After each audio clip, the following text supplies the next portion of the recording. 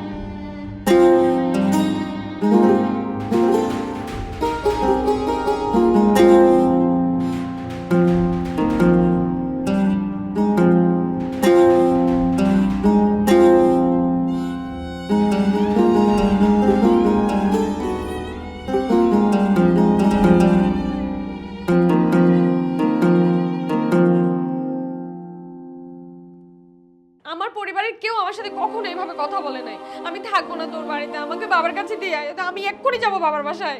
বাসায় একটা সমস্যা হয়েছে বলেই তো তোকে বললাম, কোনো দায়িত্ব নিতে চাস না। সিনেমা নাটকের পেছনে ঘুরে ঘুরে তো দেশ জাতিকে কোনো উন্নতি করতে পারলি না। তুমি আমাকে ভুলে যাও। তুমি আমাকে এই কথা বলতে পারলে? এছাড়া উপায় কি বলো? না থাকতে চাই থাকবে না। আমি তো আর ওকে বউ বানিয়ে এই বাড়িতে আনি নাই। তুমি এখন রাগের মাথায় আছো বলে এমন কথা বলছো, এটা কোনো সমাধানের পথ না। বড় বোনের বিয়ে হয়নি, আর তুই নিজে বিয়ে করে বসে আছিস। তুই প্রীতির বিষয়টা একটু বুঝবি না? দেখো ভাইয়া, আমার ভাবনাটা আমাকে ভাবতে দাও।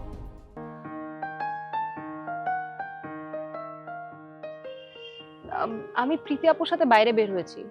ও যাক, ভালোই ঘুরতে গেছো। আমাকেও বলতা, আমিও যাইতাম তোমাদের সাথে। হুট করে বের হয়েছি। আসলে ঘুরতে বের হয়েছি তাও না, মানে প্রীতি আপু তার বয়ফ্রেন্ডের সাথে দেখা করার জন্য বের হয়েছিল। সো আমিও আপুকে রিকোয়েস্ট করে আপুর সাথে চলে এসেছি। ভালো, আমাকে কল করলা কেন? আচ্ছা, আমি না একটা বিষয় বুঝতে পারছি না। কি বিষয়? প্রীতি আপু আর তার বয়ফ্রেন্ডের বিষয়টা। মানে ওদের বিষয় তোমার কি বোঝার আছে? না মানে আমি আর প্রীতি আপু না অনেক আনন্দ করতে করতে এসেছি, তো এখন প্রীতি আপু অনেক কান্নাকাটি করছে। কান্নাকাটি করতেছে কেন? তার বয়ফ্রেন্ড দেখা করতে আসে নাই? না না, এসেছে। তাহলে? তারপর আমি ওদেরকে একটু সুযোগ দিয়ে দূরে চলে এসেছি, কিন্তু এখন দেখি কান্নাকাটি করছে। ও তারপর? এই কথা তুমি আমাকে কিভাবে বললে? তুমি কিভাবে বলতে পারলা? এতদিন পর মানুষ এই কথা বলে, তাহলে তুমি আগেই সবকিছু ভাবা উচিত ছিল। আর কেউ বললো তুমি দেশের বাইরে চলে গেলে, এটা কি হয় নাকি? তুমি এখানে কিছু ট্রাই করো, তোমার বাবা মাকে বলো, তোমার ভাই বোনকে বলো, কিছু না কিছু একটা ব্যবস্থা হবেই। আমি তো ট্রাই করছি না। কি ট্রাই করছো? ট্রাই করলে কি আমি দেখতে পারতাম না? ট্রাই করে তুমি পালিয়ে যাচ্ছ। এই তোমার ট্রাই।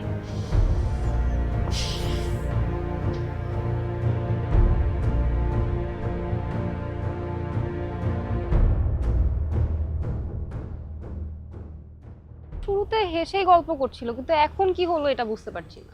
আচ্ছা, হঠাৎ কি হলো? মানে অন্য কোনো ছেলে এসে কি বিরক্ত করছে অথবা কেউ কিছু বলছে?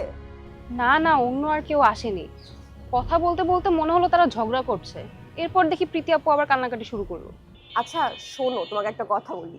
এই যে প্রেমিক প্রেমিকারা, এরা এই হাসে, এই কান্দে, এই আবার দুইজন দুজনকে জড়ায় ধরে, এইসব বিষয় তোমার বুঝতে হবে না। না জেরিন, বিষয়টা সেরকম না। আমি তো অনেকক্ষণ ধরেই দেখছি তাদেরকে।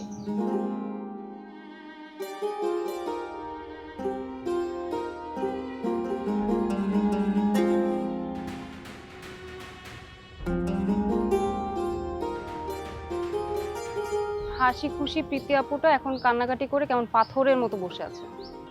আচ্ছা একটা কথা বলো তো, তার বয়ফ্রেন্ড কি সাথে আছে নাকি চলে গেছে? সাথেই আছে, কিন্তু কোনো কথা বলছে না, একটু দূরে দাঁড়িয়ে আছে। আচ্ছা ফিদা, শোনো, তুমি ভালো করছো, তুমি আমাকে ফোন দিছো। আর শোনো, একটা কাজ করো, তুমি প্রীতি আপুকে কিন্তু চোখের আড়াল করো না, ঠিক আছে? আপুর দিকে খেয়াল রাখো, ওকে? আমি কি করব বুঝতে পারছি না। মানে আমি কি কাছে যাব, নাকি বাসায় চলে আসব, নাকি কিছু বলবো, কিছুই বুঝতে পারছি না। হঠাৎ তোমার কথা মনে হলো, তাই তোমাকে কল করলাম। আচ্ছা আর শোনো, কিছুক্ষণ পর হয়তো বা তারা আবারও কথা বলবে। তোমাকে যদি কাছে ডাকে তাহলে তুমি কাছে যাও, ঠিক আছে? ওকে ওকে, তাহলে রাখছি। আচ্ছা শোনো, ওই আবার কি হয় তুমি কিন্তু আমাকে ফোন দিয়ে জানাও, ঠিক আছে? ওকে ওকে। আচ্ছা আচ্ছা, হ্যালো ফিদা, হ্যালো। হ্যাঁ হ্যাঁ, বলো।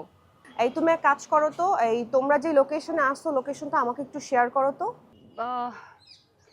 আচ্ছা আমরা হচ্ছে আগে একদিন এসেছিলাম না, ওই ওই সেম জায়গাটাই। হ্যাঁ হ্যাঁ, লেক আছে যেখানে। ও আচ্ছা আচ্ছা, ওই লোকেশনে। ওকে ঠিক আছে, আমি বুঝতে পারছি, সমস্যা নেই। ওকে ওকে।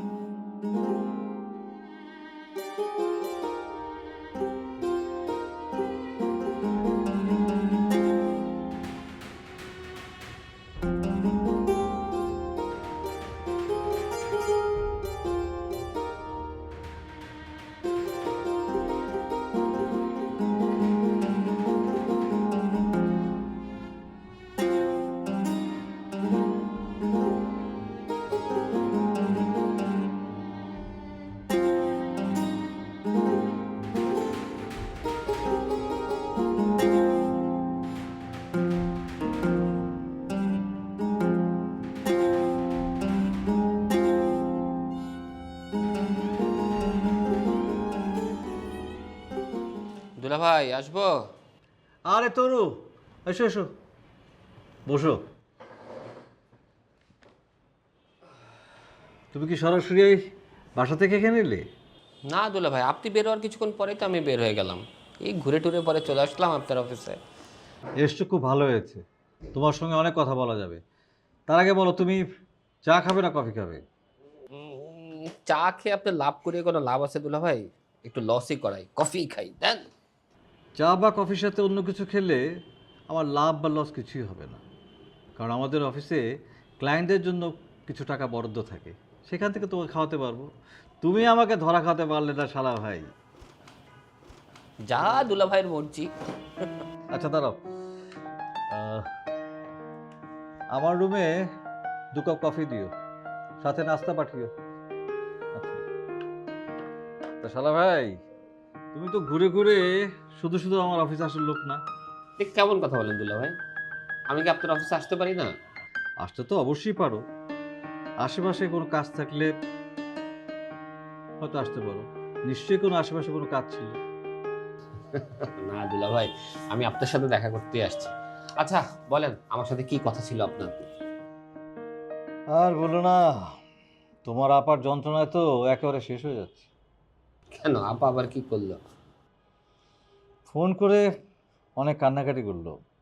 আপা কি বিজ্ঞাপন বিরতি দিয়ে ধারাবাহিকভাবে কাঁদতেছে নাকি? আগের এপিসোডের কান্নাকাটি তো এখনো শেষ হয় না। হ্যাঁ, আগের এপিসোড তো শেষ, এখন নতুন টুইস্ট নিয়ে হাজির। টুইস্ট থাকলে তো কান্না জমে ক্ষীর হয়ে যাওয়ার কথা। কি বলেন? আমাকে বলে যে এখনই বাসায় যেতে, তা না হলে বাসা ছেড়ে চলে যাবে। দুলা ভাই, আপার নামে আপনি যতই বদনাম করেন না কেন, আমার আপা কিন্তু ঠিকই আপনাকে এখন অনেক ভালোবাসে। ভালোবাসে না ছাই, নিজে গলায় দড়ি দিতে দিয়ে আমাকে ফাঁসিয়ে দিতে চায়। দুলা ভাই, বিষয়টা তো তাহলে সিরিয়াস। আমি তো চিন্তা করি নাই। গলায় দড়ি দিয়ে কেউ কি ভালোবাসার মানুষকে ফাঁসাইতে চায় নাকি? ঘটনাটা কি দুলা ভাই বলেন তো?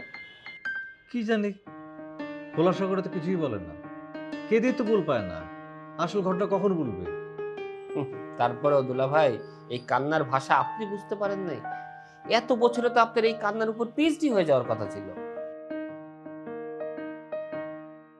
সাব্বিরের বউর সাথে কি নিয়ে জানি ঝগড়া হয়েছে, তাতেই রেগে মেকে একেবারে অস্থির, কান্নাকাটি। বলেন কি দুলা ভাই, এই দিন না যেতেই বউ শাশুড়ির যুদ্ধ শুরু হয়ে গেল? তাহলেই বোঝো। এদিকে কবিরকে বললাম বিষয়টা কি খোঁজ নিতে, অন্তত সাব্বির সঙ্গে কথা বলতে, সে নাকি পারবে না। এখন তুমি বলো, আমার কি অফিস ছেড়ে বাসা যাওয়া কি সম্ভব? দুলা ভাই, অবস্থাটা তাহলে একটু জটিলই মনে হচ্ছে। বাদ দাও, বাসার বিষয় বাসায় যেয়ে দেখবো না। তোমার আসার কারণ কি সেটা বলো।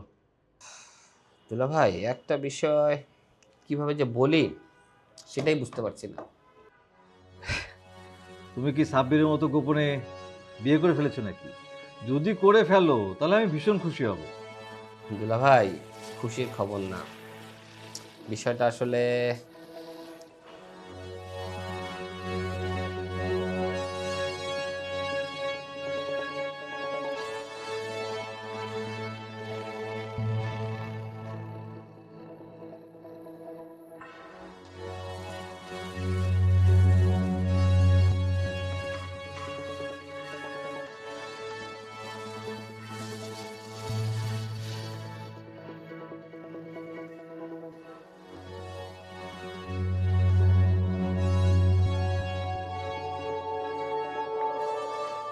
কি রে, কার সাথে কথা বললি?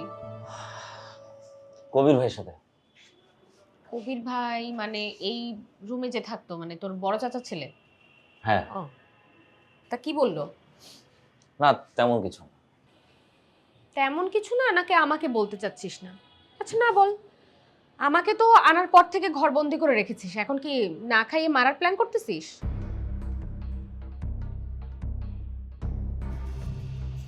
দেখ, মা তো রাগ করে রান্না বান্না কিচ্ছু করে না, আমরা খাবো কি? তোর মা না রান্না করুক, বাড়িতে কি রান্না করার আর কেউ নাই? ওই যে তোর বড় বোন কি যেন নাম, প্রীতি, সে কি করে?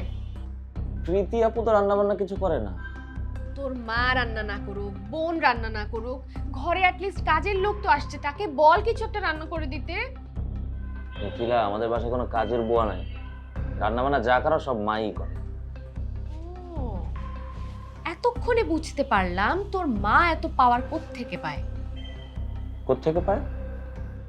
মহিলাদের পাওয়ার থাকে হচ্ছে চাবির গোছায় আর রান্নাঘরে। তোদের বাড়ির যে ফিনান্সিয়াল কন্ডিশন খুব একটা তো ভালো মনে হচ্ছে না, এই রান্নাঘরই হচ্ছে পাওয়ারের উৎস। ওখানে আঘাত করতে পারলেই আর পাওয়ার থাকবে না। দাঁড়া, রান্নার দায়িত্বটা আমি নিব। তুই রান্না বান্না করবি? তুই রান্না করছিস জীবনে? করি নাই, করবো তো কি হয়েছে?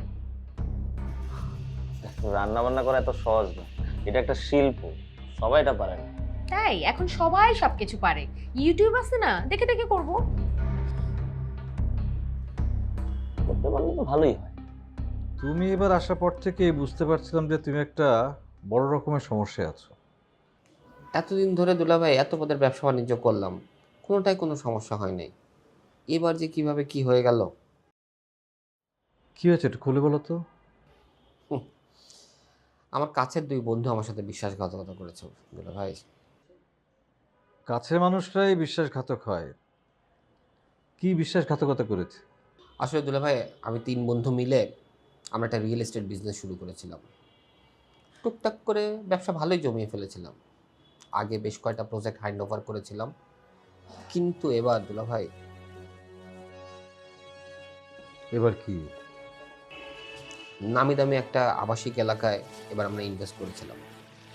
প্রজেক্টটা খুব ভালোভাবেই চলছিল, প্রায় অর্ধেক ফ্ল্যাট সেলও হয়ে গিয়েছিল, অর্ধেক পেমেন্টও পেয়ে গেছিলাম। সমস্যা কোথায় হলো? কিন্তু আমার সেই 2 পার্টনার বন্ধু পুরো টাকাই বেড়ে দিয়েছে। হলো কি? হ্যাঁ দুলাভাই। তাদের বিরুদ্ধে তুমি আইনি ব্যবস্থা নাও। আইনি ব্যবস্থা নিয়ে কোনো লাভ নেই দুলাভাই, তারা এখন ধরা ছড়ার বাইরে, দেশ ছেড়েই পালিয়ে গেছে। তুমি এটা কিভাবে নিশ্চিত হবে? ওই যে বললাম, আমার বন্ধু না, ওদের আশেপাশে যারা আত্মীয় স্বজন ছিল টুকটাক খোঁজ নেওয়ার চেষ্টা করেছি, কোথাও পাইনি। তবে বিভিন্নভাবে খবর পেলাম ওরা সবাই দেশের বাইরে পালিয়েছে।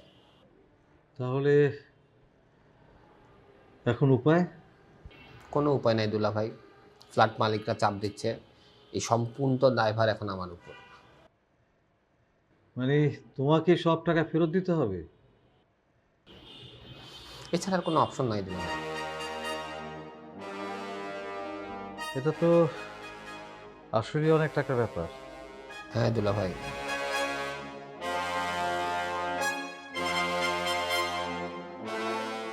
তোমার বন্ধুরা পালিয়ে গেল, তুমি কি তাদের মতো কোথাও পালিয়ে গিয়ে বা গাঢ়া দিতে পারলে না?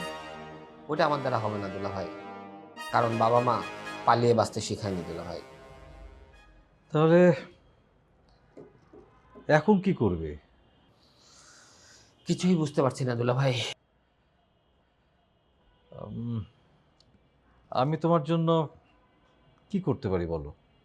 সেটা তো আমিও বুঝতে পারছি না দুলাভাই, আপনাকে আমি কি করতে বলবো বা কিভাবে আপনি সাহায্য করবেন, বিষয়টা আপনার সাথে শেয়ার করার প্রয়োজন মনে করলাম, তাই অফিসে আসলাম। তবে দুলাভাই, আপনি যেহেতু ব্যাংকে আছেন, যদি কোনোভাবে ব্যাংকের কোনো ব্যাকআপ পাওয়া যায়। তোমার অন্য সাইডে ব্যবসা বাণিজ্য কি ঠিক মতো চলছে?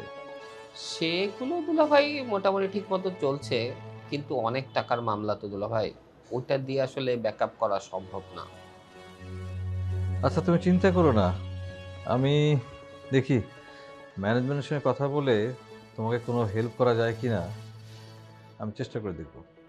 থ্যাংক ইউ দুলা ভাই। আচ্ছা, তুমি এখন এখান থেকে কোথায় যাবে? কোনো প্ল্যান নেই। আচ্ছা ঠিক আছে, বসো, আমি আসছি।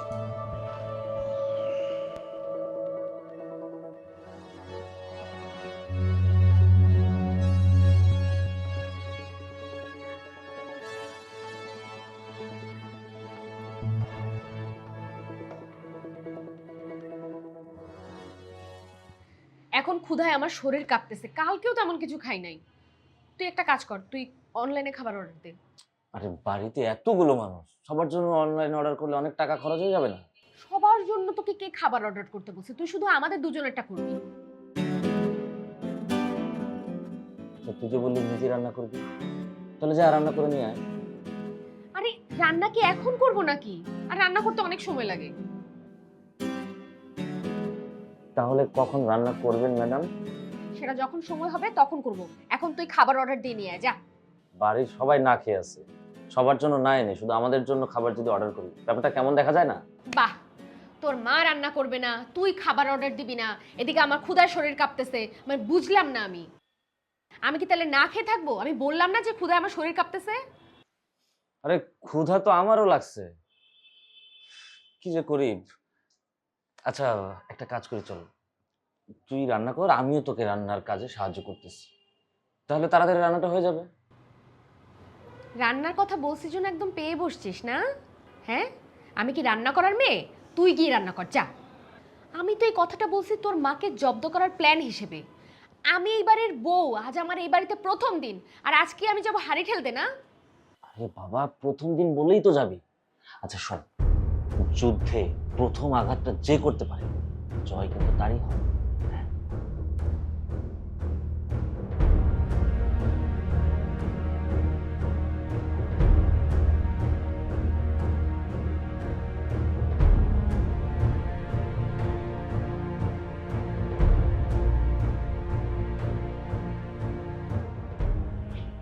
আমি তো এখানেই। এই যে। ও ও হ্যাঁ, দাঁড়াও। কি অবস্থা ফিদা? কান্নাকাটি করছে আবার? হ্যাঁ। সাথের জন কি আসে না গেছে? না, নেই, কিন্তু শফিক ভাই যাওয়ার পর থেকে আরো বেশি কান্নাকাটি করছে। শফিক কে? প্রীতি আপুর বয়ফ্রেন্ডের নামই তো শফিক। ও হ্যাঁ, বলছিল, ভুলে গেছি। এখন কই? ওইখানেই। আমি বললাম বাসায় চলো, কিন্তু না, সে যাবে না, সে একা থাকবে। তোকে কিছু বলছে? না, কিছু বলে নাই, কিন্তু বুঝতেছি না কি হবে। আচ্ছা ঠিক আছে, চলো।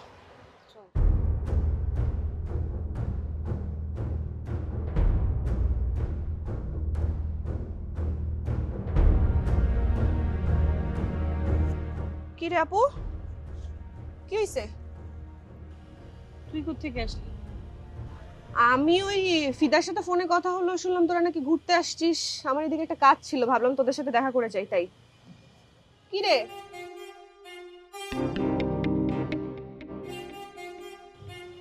কান্দিস কেন?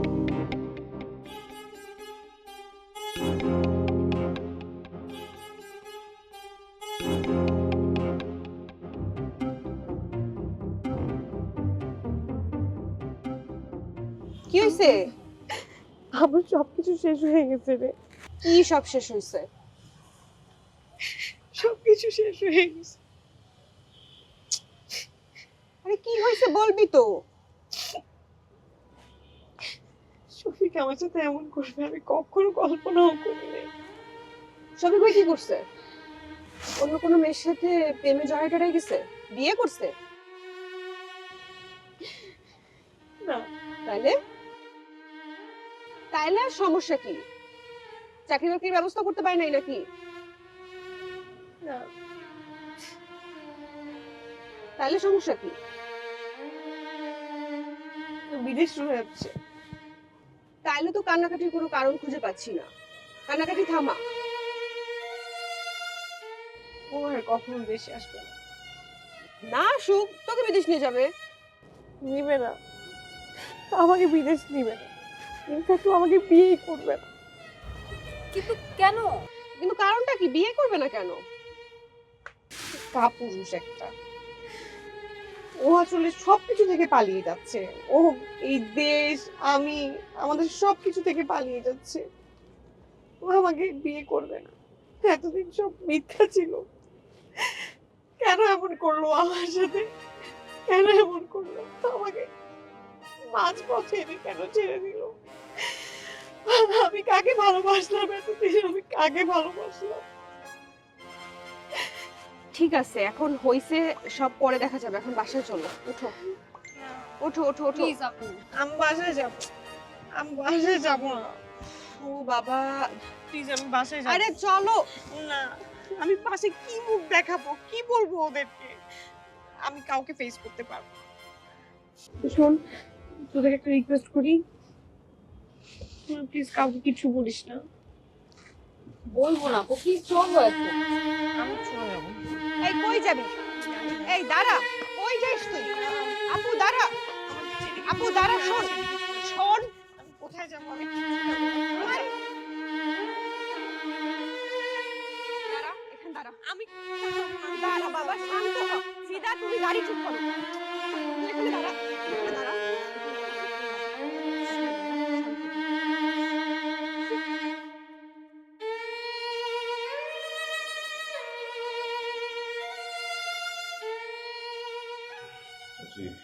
প্রীতি কোথায় গেছে জানিস? কই, কোথায় গেছে আমি তো জানি না। কোথায় যে গেল মেয়েটা? কেন, বলে জানে? না,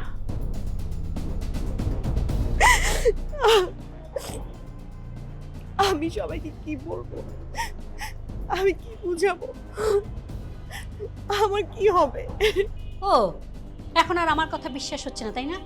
এখন সবার কাছ থেকে কথা নিয়ে বিচার বিশ্লেষণ করে তারপরে বিচার সালিশ করবা, তাই না? সাব্বির তোদেরকে না জানিয়ে বিয়ে করেছে, সুতরাং ওর মার তো একটু রাগ হওয়াটা স্বাভাবিক।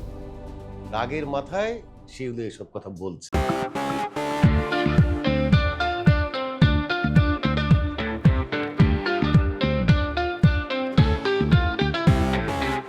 চোরাশিতে ভাসি, বালির ঘর বাঁধি, স্বপ্নের ফেরিওয়ালাটা দিয়ে যায় জীবনে কুয়াশা ধোয়াটে পথ, আলো আধারের সাথে খেলা চলেই যায়।